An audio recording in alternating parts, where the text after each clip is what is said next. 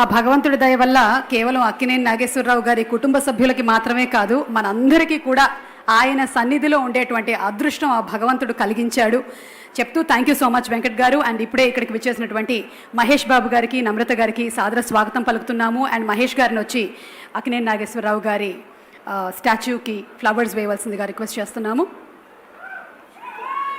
అలాగే శ్రీకాంత్ గారిని వేదిక మీదకి రావాల్సిందిగా రిక్వెస్ట్ చేస్తున్నాము. మన హీరో శ్రీకాంత్ గారికి స్వాగతం.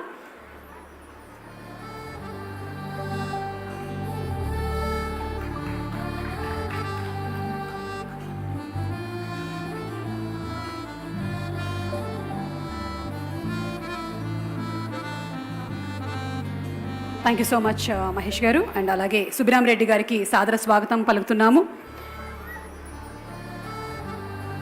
ఈరోజు ఈ కార్యక్రమానికి విచ్చేసినటువంటి మరొక అతిథి శ్రీ యార్ని వేదిక మీదకి రావాల్సిందిగా రిక్వెస్ట్ చేస్తున్నాము. అలాగే రామ్ చరణ్ గారిని వేదిక మీదకి రావాల్సిందిగా రిక్వెస్ట్ చేస్తున్నాము. Nani garu to please come on to the stage. Akkineni Nageswara Rao గారి 100వ జయంతిని పురస్కరించుకొని విగ్రహావిష్కరణ కార్యక్రమంలో పాల్పంచుకోవడానికి ఇక్కడికి విచ్చేసినటువంటి హీరోలకి మా సాదర స్వాగతం పలుకుతున్నాము.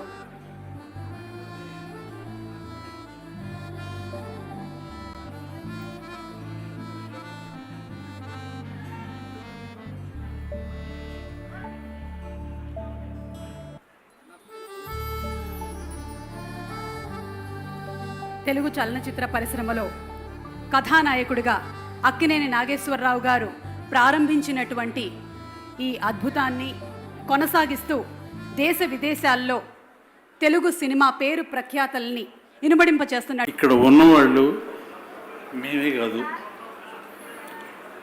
ఈ అన్నపూర్ణ సంస్థ, ఆయన వదిలిపెట్టిన ఆ స్కూల్, ఫిలిం స్కూల్, అలాగే ఏఎన్ఆర్ కాలేజు, అక్కడ చదివిన విద్యార్థులు, ఇదిగో వైఎల్పి గారు ఉన్నారు.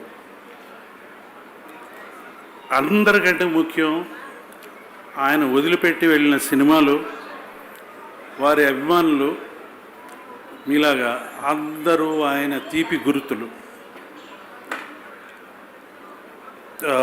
వెలుగు నీడల్లో ఒక మంచి సాంగ్ ఉంది, సావిత్రి గారు బాధపడతా ఉంటే ఆ కథానాయిక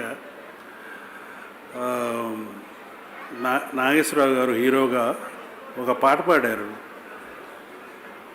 ఏ గీత అనంతతానై నీ ఏదైనా ఎన్ని మెలకులు వచ్చినా శోధించారు, సాధించారు, ఎన్నో మెట్లు ఎక్కారు. అన్నిటికంటే ముఖ్యం